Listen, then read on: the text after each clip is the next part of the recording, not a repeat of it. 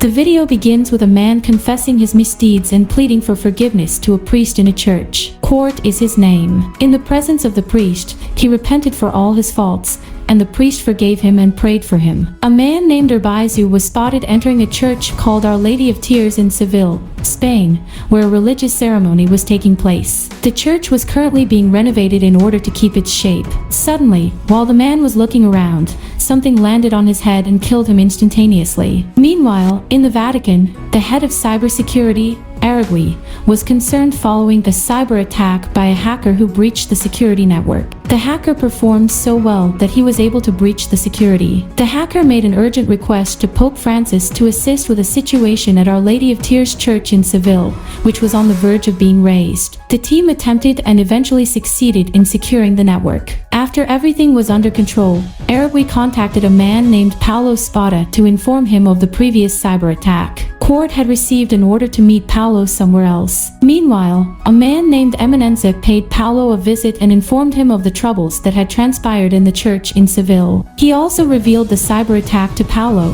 who corroborated it while claiming that the Pope had ordered an agent named Quart to look into the issue. Quart arrived moments later and was immediately assigned the responsibility of investigating the case in Seville and looking for connections to the cyber attack on the Vatican security system. It was assumed that the two cases that occurred at the same time were connected. Also, according to information, the two people who were killed were not regular people.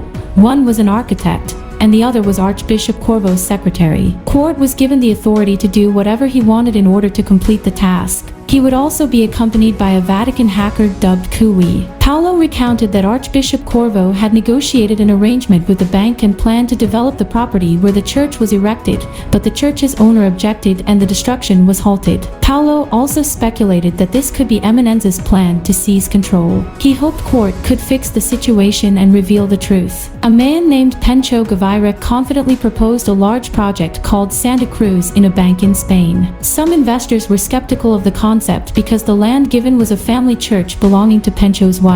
Aside from that, the Vatican had sent spies to investigate the church, but Pencho was confident that the scheme would succeed because he had already reached an agreement with Archbishop Corvo and the Inheritance Council. The scene shifts to a woman named Macarena Brunner. She was Pencho's wife. She appeared to be watching a performance and seemed to admire the man on stage. Her marriage to Pencho was on the verge of dissolution, so she was free to do whatever she pleased without fear of her spouse. Simultaneously, a man named Balaguer was spotted with another man, who turned out to be a gigolo whom he paid to satisfy. A man sent by Pencho named Roman was spotted from a distance monitoring what Balaguer and the gigolo were doing and recording the clip. Pencho quickly directed Roman to dispatch the gigolo. Pencho was seen visiting Macarena on purpose on another day. Without more ado, Pencho persuaded his wife to sell the ancestral church. Pencho even offered him a magnificent amount, but Macarena, who was unequivocal in her decision, declined it. Meanwhile, Quart was boarding a flight to Spain. He read everything needed for the investigation.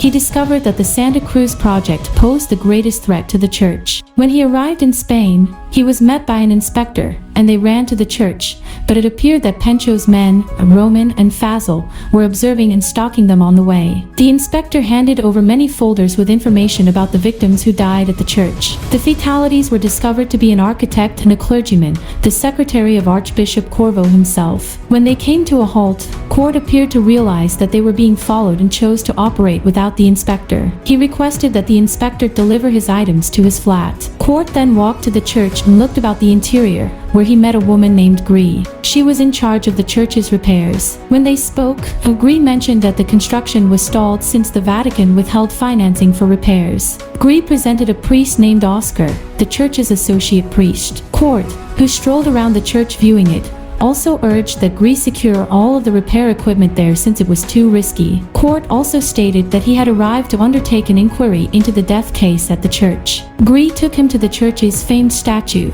which featured a genuine pearl. Gree also took Quart on a tour around the church, including the tomb of the land benefactor. The church was later passed down to the Berner family. Not long after, an elderly man named Father Pharaoh arrived and immediately accused Quart of destroying the church for the sake of development, Even when Quart explained and showed evidence of an official investigation, Pharaoh tore the paper and said he didn't believe him. After Father Pharaoh left, Gris stated that he was a good man who would always be on the front lines defending the church, and after Quart left, Macarena was evidently there listening to all the exchanges. A man who appeared to be a financial advisor was seen arguing on the phone with Pencho somewhere in a parking lot. He inquired about the misappropriation funds and his payout. When he got into his car, he saw Roman was already there. He instantly shot him in the head and killed him. Roman made it appear to be a suicide rather than a murder. Meanwhile, while Quart was in the flat, he was phoned by Kui, who informed him that his room was being watched. Kui stated that he had put a security camera to watch the room and advised Quart not to be concerned. Following that, Quart met with Archbishop Corvo to discuss the church. Archbishop Corvo indicated that the church would be dismantled soon because the community determined that it was no longer appropriate for use. He also stated that he and the bank had reached an agreement to demolish the church for the benefit of the community. Quart responded that he was there anyway, carrying out his duty from the Vatican. Then, just as he was about to go, he ran into Pencho, who invited him to talk about the church, despite the fact that Quart didn't want to listen but insisted on speaking. He described the benefits to the Vatican if the church was sold, but Quart, who had no intention of discussing it, simply left. When Quart entered the apartment foyer, he was greeted by Macarena, who had presumably been waiting for him. She quickly stated that he required Quart's assistance in order for the church to be saved and repaired, as the Vatican had stopped paying the building, leaving the church unattended. Quart was perplexed because he had not been assigned to that task. He slowly explained that he was only in charge of researching certain situations at the church. When Macarena heard this, she asked Quart to supper in her place. Quart gladly agreed.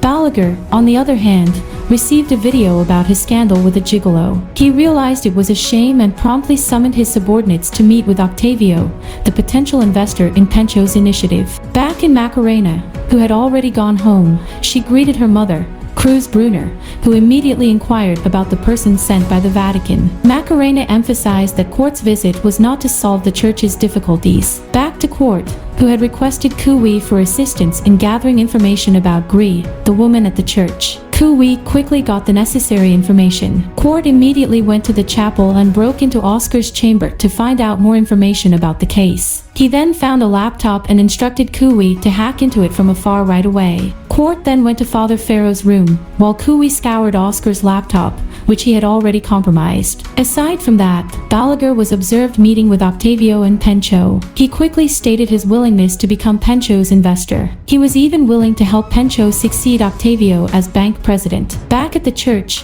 Gris discovered that Quart was checking the rooms without permission, but Quart claimed that he was only doing his job. Quart then revealed what he knew about Gris and forced her to share information about her past, which led Quart to feel that Gris was a wonderful person. Quart and Macarena had lunch together, and they talked about each other's personal lives, which pushed them closer together. Roman was glancing around at the hotel where Quart had stayed. Meanwhile, the Pope dispatched a man to copy certain information from Kui's computer, but he failed since Kui unexpectedly appeared. When Kui checked at the security camera in Quart's apartment and discovered that it had been broken into, he instructed Quart to go back to the motel right now. When Roman noticed Quart in front of the apartment, he instantly ordered his men to leave, but Quart had already noticed the infiltrators.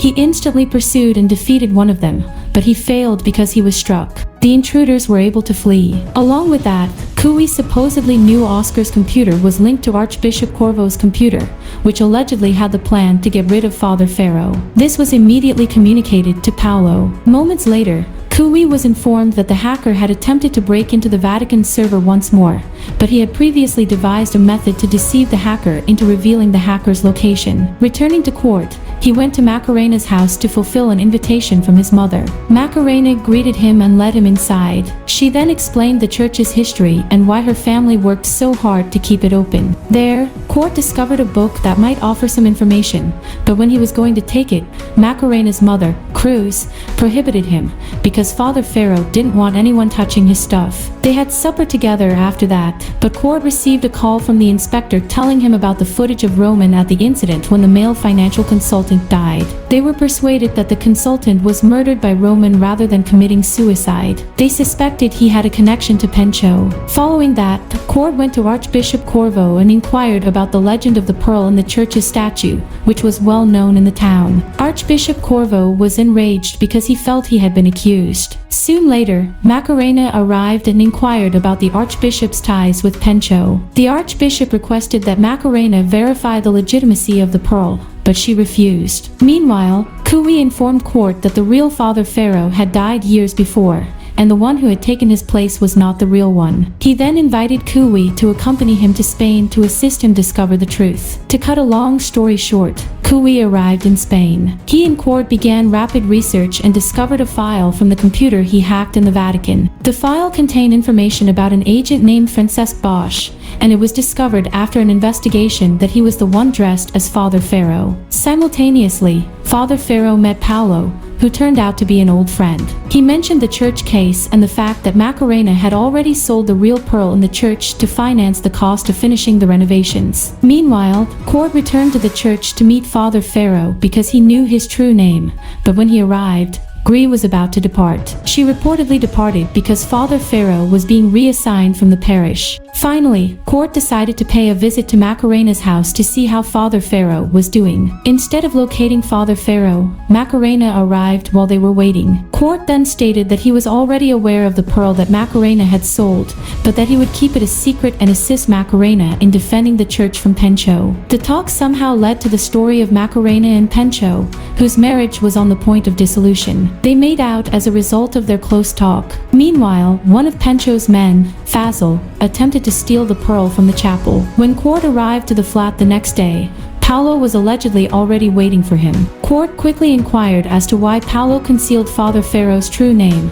Paolo said that Father Pharaoh was his friend, so it was his business. He then instructed Quart to concentrate only on his investigation. Later, the inspector called to say that another dead body had been discovered in the church, and when Quart got at the murder site, he immediately recognized the dead body because Fazil was one of the men who had previously penetrated his flat. The deceased was discovered dead, apparently as he was about to steal the pearl, according to the inspector, because the evidence was discovered in his pocket. The cause of the victim's death was still being investigated, whether the deceased was murdered or not, but the inspector assumed Father Pharaoh was the perpetrator because he was spotted before Fazil entered the church. Gree then handed over Fazil's cell phone, which she had previously given to Quart. It was also revealed that Pencho paid a visit to Macarena. Pencho appears to have been aware that Macarena was having an affair with Quart. Pencho pleaded with Macarena to give him the church's inheritance rights and threatened to assassinate Father Pharaoh. Soon after, Quart arrived and ordered Pencho to leave the area. After that, Macarena informed Quart that Father Pharaoh was in grave danger. He then reassured her by promising to save Father Pharaoh. On the other side, it was discovered that the Pope was conducting a trial in the Vatican. Eminenza had revealed that Paolo had masked the identity of an agent named Bosch and stolen the church's treasure. Paolo, who was already there, refuted it right away and vowed to solve it with evidence. Following the continuous dispute, the Pope decided to postpone the trial to give Paolo more time to prove his innocence. Returning to Quart and Cui, who attempted to locate Roman using Fazil's cell phone. It didn't take long for Cui to locate the hiding place. They both headed to the location. They split up to make it easier for them to find their objective. When Roman discovered Quart was infiltrating, he attacked him and a struggle occurred. Similarly, Roman's partner fought with Cui. Quart was cornered, but Father Pharaoh appeared unexpectedly to assist, but Roman was too powerful for him and managed to hold him down. When Roman was caught off guard, Father Pharaoh seized his revolver and finished him down. The police arrived shortly after the teacher had followed them. Pencho's remaining men were apprehended and surrendered. Meanwhile, the next day,